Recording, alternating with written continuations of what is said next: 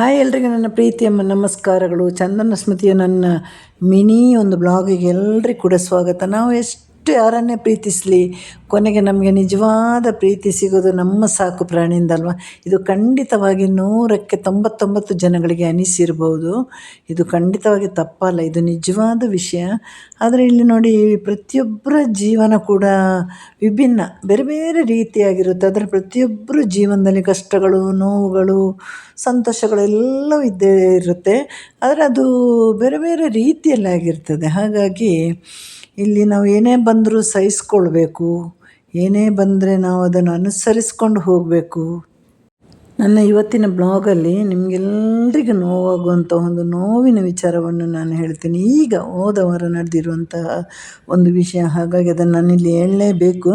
ನಾನೀಗ ಈ ಏರಿಯಾಕ್ಕೆ ಬಂದು ತುಂಬ ಸಮಯ ಆಯಿತು. ಆದರೆ ನನ್ನ ಕೆಲವು ವೈಯಕ್ತಿಕ ಕಾರಣಗಳಿಂದಾಗಿ ನಾನು ಯಾರ ಜೊತೆ ಜಾಸ್ತಿ ಬೆರೆಯೋದೇ ಇಲ್ಲ. ನಾನು ಎಲ್ಲಾದರೂ ಕಂಡ್ರೆ ಹಾಯ್ ಬಾಯ್, ಯೋಗಕ್ಕೆ ಹೋಗ್ತಾಯಿದ್ದೆ, ವಾಕಿಂಗ್ ಹೋಗ್ತಾಯಿದ್ದೆ, ಎಲ್ಲ ಮಾಡ್ತಾಯಿದ್ದೆ. ಆದರೆ ಇತ್ತೀಚೆಗೆ ಯೋಗ ಅಪರೂಪ ಆಗಿದೆ, ವಾಕಿಂಗ್ ಕೂಡ ಅಪರೂಪ ಆಗಿದೆ.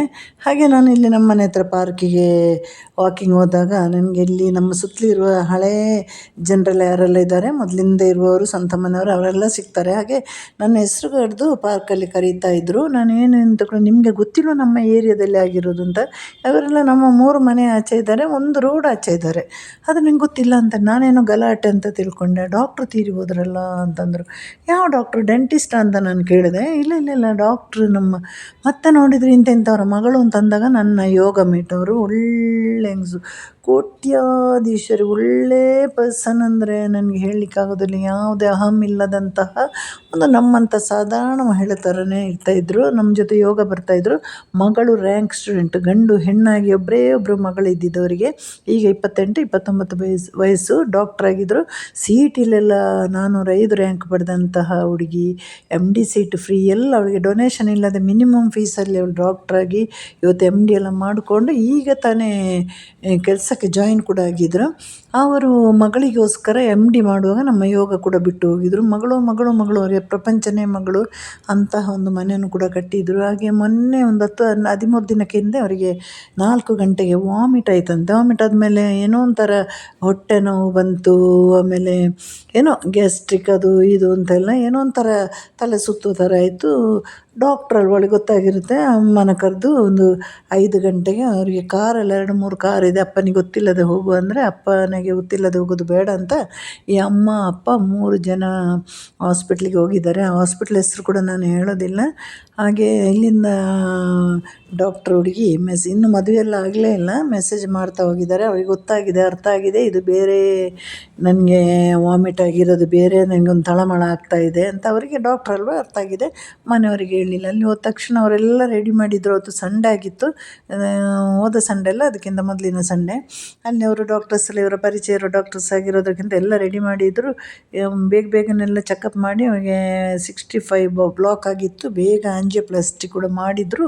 ಆಂಜಿಯೋಪ್ಲಾಸ್ಟಿ ಸಕ್ಸಸ್ ಆಯಿತು. ಆಮೇಲೆ ಹುಷಾರಾಗಿದ್ದರು. ನಂತರ ಅಲ್ಲಿ ಬ್ಲಡ್ ತಿಕ್ಕಾಗಬಾರ್ದು, ತಿನ್ನಾಗಬೇಕು ಅಂತ ಒಂದು ಟ್ಯಾಬ್ಲೆಟ್ ಕೊಡ್ತಾರಲ್ವ, ಆ ಟ್ಯಾಬ್ಲೆಟ್ ಕೊಟ್ಟಿದ್ದಾರೆ. ಕೊಟ್ಟಾಗ 2 ದಿನ ಹುಷಾರೇ ಇದ್ದರು.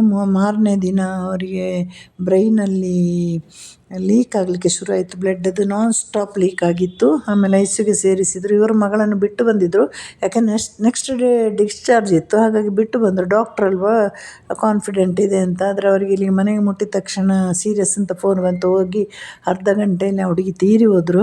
ಹಾಗೆ ಇಲ್ಲೆಲ್ಲ ಏರಿಯಾದಲ್ಲಿ ಎಲ್ಲರಿಗೂ ಗೊತ್ತಾಗಿದೆ, ನನಗೆ ಗೊತ್ತಾಗಿಲ್ಲ. ನಾನು ಮನೆ ಒಳಗಡೆ ಯಾವಾಗಲೂ ನಾನು ಹೇಳಲ್ವ, ನಾನು ಯಾರಿಗೂ ಜಾಸ್ತಿ ಮುಖ ತೋರಿಸಲ್ಲ. ಏನೋ ಒಂದು ರೀತಿಯ ನನಗೆ ಬೇಜಾರು, ಒಂದು ರೀತಿಯ ಏನೋ ಕಳವಳ ನನ್ನ ಬಗ್ಗೆ ಹೊರಗಡೆ ಎಲ್ಲ ಮಾತಾಡಿಸ್ಕೊಂಡೆಲ್ಲ ಹೋಗಲಿಕ್ಕೆ ನನಗೆ. ಹಾಗೆ ಇವರು ನನ್ನ ಫ್ರೆಂಡ್ ಒಬ್ಬರು, ಹಳೆ ಫ್ರೆಂಡ್ ಕರೆದು ಹೇಳಿದ್ದಕ್ಕೆ ಗೊತ್ತಾಯಿತು. ಹಾಗೆ ನಿನ್ನೆ ಅವರ ಮನೆಗೆ ನಾನು ಹೋಗಿ ಬಂದೆ. ನಾವು ನಮ್ಮ ಯೋಗದ ಸ್ವಲ್ಪ ಜನ ಎಲ್ಲ ಹೋಗಿ ಬಂದಾಗ ನಿಜವಾಗ್ಲೂ ಮನುಷ್ಯನ ಜೀವನ ಎಷ್ಟು ಕ್ಷಣಿಕ ಅಲ್ವ. ಒಬ್ಬಳೇ ಮಗಳು, ಹುಡುಗರು ಬರ್ತಾಯಿದ್ರು, ಡಾಕ್ಟರ್ಸ್ ಬರ್ತಾಯಿದ್ರು, ಅವರಿಗೆ ಸೆಟ್ ಆಗಬೇಕಲ್ವ. ಹಾಗೆ ಕಾರ್ ಬುಕ್ಕಿಂಗ್ ಆಗಿತ್ತು. ಇನ್ನೊಂದು ಕಡೆ ಅವಳಿಗೆ ಕೆಲಸನೂ ಬೇರೆ ಬೇರೆ ಹಾಸ್ಪಿಟ್ಲಿಗೆ ಹೋಗ್ತಾರಲ್ಲ ಈ MD ಮಾಡಿಕೊಂಡು, ಹಾಗೆ ಇನ್ನೊಂದು ಹಾಸ್ಪಿಟ್ಲಿಗೂ ಹೊಸ್ದಾಗಿ ಸೇರ್ಪಡೆ ಆಗಬೇಕಾಗಿತ್ತು. ಒಟ್ಟಲ್ಲಿ ಆ ಹುಡುಗಿಯ ಜೀವ ಹೋಗಿದೆ. ನಾವೆಲ್ಲ ಹೋಗಿ ಏನು ಸಮಾಧಾನ ಮಾಡಲಿಕ್ಕಾಗಲ್ಲ. ಮರಣದ ಮನೆಗೆ ಹೋಗಿ ಏನು ಅಂತ ನಾವು ಸಮಾಧಾನ ಮಾಡೋದು. ಅದಕ್ಕೆ ನಾನು ಹೇಳೋದು, ಯಾರು ಕೂಡ ವಾಮಿಟ್ ಬಂದರೆ, ಗ್ಯಾಸ್ಟ್ರಿಕ್ ಇದ್ದರೆ, ಅದು ರೀತಿ ಒಂಥರ ವಾಮಿಟ್ ಬರುವಾಗಿದೆ. ದಯವಿಟ್ಟು ಅದನ್ನು ನೆಗ್ಲಿಜೆನ್ಸ್ ಮಾಡಬೇಡಿ. ಅದು ಸೀರಿಯಸ್ ಪ್ರಾಬ್ಲಮ್ ಆಗಿರ್ತದೆ. ಒಂದೊಂದು ಸಲ ಅದು ಸೀರಿಯಸ್ ಅಲ್ಲ ಅಂದರೂ ನೀವು ತಕ್ಷಣ ಹಾಸ್ಪಿಟ್ಲಿಗೆ ಹೋಗಿ. ಯಾವಾಗಲೂ ವರ್ಷಕ್ಕೊಮ್ಮೆ ನಾವು ಎಂಥ ಬಡವರಾದರೂ ಏನಕ್ಕೋ ಖರ್ಚು ಮಾಡ್ತೇವೆ ಅಲ್ವಾ. ಎಷ್ಟು ಬಡವರಾದರೂ ಈಗ ದುಡಿಯುವ ಶಕ್ತಿ ಇರ್ತದಲ್ವ. ಹಾಗಾಗಿ ನೀವು ವರ್ಷಕ್ಕೆ ಒಂದು ಸಲ ಆದರೂ ನಿಮ್ಮ ಬಾಡಿ ಚೆಕಪ್ ಮಾಡಿಕೊಳ್ಳಿ. ಯಾಕಂದರೆ ಚಿಕ್ಕ ವಯಸ್ಸಿನವರು ಈಗ ಆಗ್ತಾಯಿದೆ ನಮಗೆ. ನಾನು ಅದು ನಿನ್ನೆ ಅವರ ಮನೆಗೆ ಹೋಗಿ ಬಂದು ಅಂತೂ ನಮಗೆ ಅವರ ಬಾಡಿ ನೋಡಲಿಕ್ಕೆ ಆಗಲಿಲ್ಲ. ಯಾಕಂದರೆ ನನಗೆ ಗೊತ್ತಿರಲಿಲ್ಲ ಅವರು ಹೋಗಿರೋದು. ಈಗ ಸಾಧಾರಣದವರಾದರೆ ರೋಡಲ್ಲಿ ಫೋಟೋ ಹಾಕಿರ್ತಾರೆ, ಅದು ಕೂಡ ಹಾಕಿಲ್ಲ. ಅವರು ಸ್ವಲ್ಪ ಶ್ರೀಮಂತರು ಮತ್ತು ದೊಡ್ಡ ಪೋಸ್ಟಲ್ಲಿ ಇರುವವರು ಆ ಥರ ಹಾಕೋದಿಲ್ಲ. ಹಾಗಾಗಿ ನನಗೆ ಅತೀವ ನೋವಾಯಿತು. ನಮ್ಮ ಮಕ್ಕಳಿಗೆ ಹೇಗಾಗುತ್ತೆ ಅಷ್ಟು ಬೇಜಾರಾಯಿತು. ಹಾಗಾಗಿ ನಾನು ಎಲ್ಲರ ಹತ್ರ ಕೂಡ ಒಂದು ರಿಕ್ವೆಸ್ಟ್, ನೀವು ಖರ್ಚು ಮಾಡೋದನ್ನು ಕಮ್ಮಿ ಮಾಡಿ. ವರ್ಷಕ್ಕೊಂದು ಸಲ ಬಾಡಿ ಚೆಕಪ್ಗೆ ಹೋಗಿ. ಆಮೇಲೆ ಸಣ್ಣ ಒಂದು ಏನಾದರೂ ವಾಮಿಟ್ ಬಂದರೆ, ತಲೆನೋವು ಬಂದರೆ, ಹಲ್ಲು ನೋವು ಬಂದರೆ ನಿಜವಾಗ್ಲೂ ನೆಗ್ಲಿಜೆನ್ಸಿ ಮಾಡಬೇಡಿ. ಅದು ಕೂಡ ಒಂದು ಹಾರ್ಟದು ಬ್ಲಾಕಿಗೆ ಕಾರಣ ಇರ್ಬೋದು. ಏನೇ ಆದರೆ ನೀವು ಸಣ್ಣ ಮೆಡಿಕಲಿಂದ ಔಷಧಿ ತಗೊಂಡು ಸಣ್ಣ ಕ್ಲಿನಿಕ್ಕಿಗೆ ಹೋಗಿ ನಿಮ್ಮ ಪ್ರಾಬ್ಲಮನ್ನು ಒಂದು ಸಲ ಆದರೆ ಚಿಂತೆ ಇಲ್ಲ. ಮೇಲೆ ಬಂದರೆ ಇವರಿಗೆ ಇದು 2ನೇ ಸಲ ವಾಮಿಟ್ ಅಂತೆ. ನೋಡಿ ಎಂಥ ಜೀವ ಹೋಯಿತು. ಎಷ್ಟೆಷ್ಟು ಕನಸು ಕಟ್ಟಿಕೊಂಡು ಎಷ್ಟು ಕಷ್ಟಪಟ್ಟು MBBS MD ಎಲ್ಲ ಮುಗಿಸಿ ಇನ್ನೇನು ವೈವಾಹಿಕ ಜೀವನಕ್ಕೆ ಕಾಲು ಇಡಬೇಕಾದ ಹುಡುಗಿ, ಇನ್ನೊಂದು ಅವರಿಗೆ ಮುದ್ದು ಮಾಡೋಣ ಅಂದರೆ ಒಂದೇ ಒಂದು ಮಗು ಬೇರೆ ಇಲ್ಲ. ಒಂದಷ್ಟು ಕಷ್ಟಪಟ್ಟು ದುಡಿದು ಆಸ್ತಿ ಮಾಡಿ ಇಟ್ಟಿದ್ದಾರೆ, ಏನಕ್ಕೂ ಇಲ್ಲ ಇವಾಗ ನೋಡಿ. ಅದಕ್ಕಿಂತ ಆಸ್ತಿಗಿಂತ ಹೆಚ್ಚಾಗಿ ಅವರ ಚಿನ್ನದಂಥ ಒಂದು ಮಗಳು ಎಷ್ಟು ಒಳ್ಳೆ ಹುಡುಗಿ ಅಂದರೆ ಅಷ್ಟು ಒಳ್ಳೆ ಹುಡುಗಿ. ನಾನು ನಿಜವಾಗ್ಲೂ ಅದು ಕೇಳಿ ನಾನು ಶಾಕ್ ಆಗಿ ಪಾರ್ಕಲ್ಲಿ ಬಿದ್ದಿಲ್ಲ. ನನಗೆ ಯಾರದೇ ನೋವಾದರೂ ಕೂಡ ನಾನು ನನ್ನ ನೋವು ಅಂತ ತಿಳ್ಕೊಳ್ಳೋದು. ಯಾಕಂದರೆ ಮರಣದ ನೋವು ನನಗೆ ಬಹಳ ಗೊತ್ತು. ಆ ನೋವಲ್ಲೇ ನರಳ್ತಾ ಇದ್ದವಳು ನಾನು. ಹಾಗಾಗಿ ಅವರ ಮನೆಯಲ್ಲಿ ಹೋಗಿ 2 ಅವರೆಲ್ಲ ಕೂತು ನಾವು ಮಾತಾಡಿ ಎಲ್ಲ ಬಂದಿದ್ದು. ಏನು ಅಂತ ಮಾತಾಡಲಿಕ್ಕೆ ಆಗೋದಿಲ್ಲ ಅಲ್ವಾ.